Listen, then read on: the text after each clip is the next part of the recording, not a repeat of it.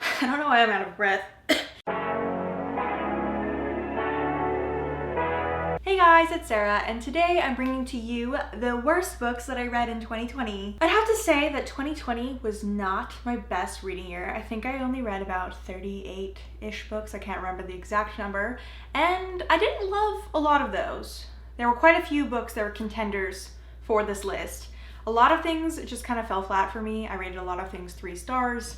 There were quite a few 2 stars. I don't really know where I went wrong as far as choosing books for myself to read, but I definitely intend to try to do better in 2021. But yeah, if you want to hear about the books that I really hated, let's just get into this list. The first book on this list is A Silver Wolf Christmas by Terry Spear. This one I really brought upon myself because this was the book that I chose for my Christmas drunk literacy. For those of you who don't know, every year 2 of my friends and I do this thing where we read smutty Christmas books. So typically we choose books that we know aren't going to be very good, and so this obviously fell into this category, so I definitely brought this upon myself. It was the 17th book in a series, which is probably where I went wrong. I probably shouldn't have done that. Picking up on book 17 is probably not a good idea, but I kind of feel like even if I'd read the earlier books, I would still think they weren't very good. This is not my first werewolf romance, and I haven't often liked them, so yeah, it's probably not for me. I had a lot to say about it in the drunk literacy, so I will definitely make sure to link that below for your enjoyment. A makeout scene while the wolves were like in wolf forms was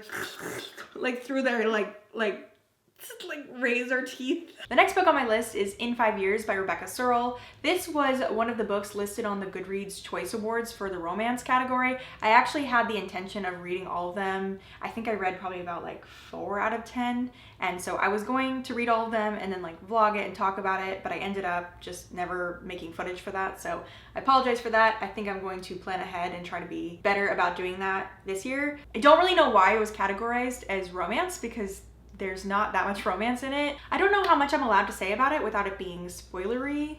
Spoilery? Is that how you say that word? It's sort of advertised about this girl having a dream the night that she gets engaged that she wakes up 5 years in the future with this other man and they have sex. And so when she wakes up from that dream, she feels really unsettled, and because she had such a connection with that man, and so she goes to therapy and she tries to forget it. And then we get projected 5 years in the future and we find out that the guy that she dreamt about comes into her life and he's involved with one of her friends. But I would definitely say the book is more about her friendship with her best friend than it is anything else. But this is going to have spoilers, so please fast forward like 30 seconds. I'll put a timestamp on the screen if you don't want to hear this. Essentially, her best friend ends up having ovarian cancer, and that's what the whole book is about. And so instead of it being a romance about her and the guy that she dreamt about, it's about how he's actually the fiance of her friend that's dying, and it's more about their friendship. And then her friend actually ends up dying, and she has sex with the guy on the day of her funeral, and I just thought that was really fucked up. So like the dream she had at the beginning of the book was actually them coming home on the night of the funeral and just like fucking. It was weird. Hopefully you didn't listen to this part if you do want to read this book, but I really didn't enjoy it, and I feel bad saying that since her friend like literally had cancer, but I didn't enjoy it, and that's the tea on that. It wasn't a vibe, didn't like it. The next book on this list is Love in Other Words by Christina Lauren. Christina Lauren is one of my favorite romance authors. I really enjoy their books, but sometimes they're a little hit or miss. I actually intend on doing a Christina Lauren like guide video soon. I've read most of their books at this point, so I feel like I could kind of like let you know which ones are worth reading and which ones aren't. This one takes place in 2 timelines. The main characters, when they were teenagers, they were friends, then they become adults and they grow apart, and then they come back together, and it's sort of reminiscing between what happened in the past and what happened in the future, or the present, I guess that would be the better way to say it. And I feel like this book was just a series of miscommunications and them just like not talking about their feelings. And they both were in relationships when they come back together as adults, and they just completely throw those relationships away as if they mean nothing. And I don't know, that's one thing I hate in romance books. They love writing like a romance where one or both of the people involved already have partners, and then we just are supposed to be like, oh, who cares about the other partner? And I just like don't really like that. Also, it was only told from the girl's perspective, and I feel like their books are so much stronger when they do the guy and girl perspective together.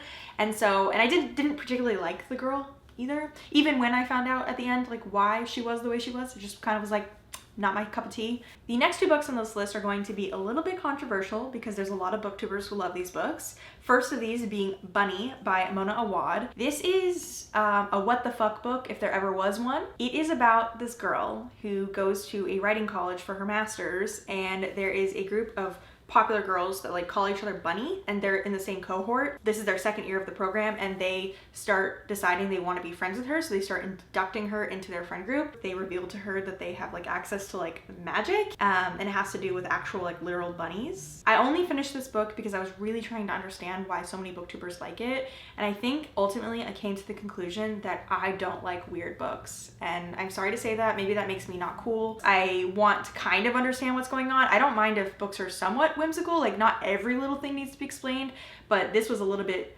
so far in the other direction where literally nothing is explained. Like the magic system makes no sense. The characters basically speak in riddles, and I just did not jive with the writing style. I could see maybe an adaptation of this being good because I feel like weird stuff sometimes on screen can be good, kind of like A24. And that leads me into the last book on this list, which I would also consider a weird book that a lot of booktubers like, and that is Middlegame by mcguire. I gotta say, I did not enjoy even 1 second of it. Essentially, it is about these twins that were created in a lab, and they get separated at birth, and they have the power to like read each other's minds. I think what's most disappointing about this book to me is the author. It's written by mcguire, who also wrote the Wayward Children series, and I really, really like that series. Like I have listed those books as books I'd recommend multiple times, and I love that they're so whimsical and they're so fun and great, and I just thought she would bring the same energy into Middlegame, but maybe I just don't like her longer form writing because the Wayward Children books tend to be more like novella length. I found the pacing in Middlegame to be really odd. So it takes place over many, many years. I feel like there was a lot of stuff that was like left out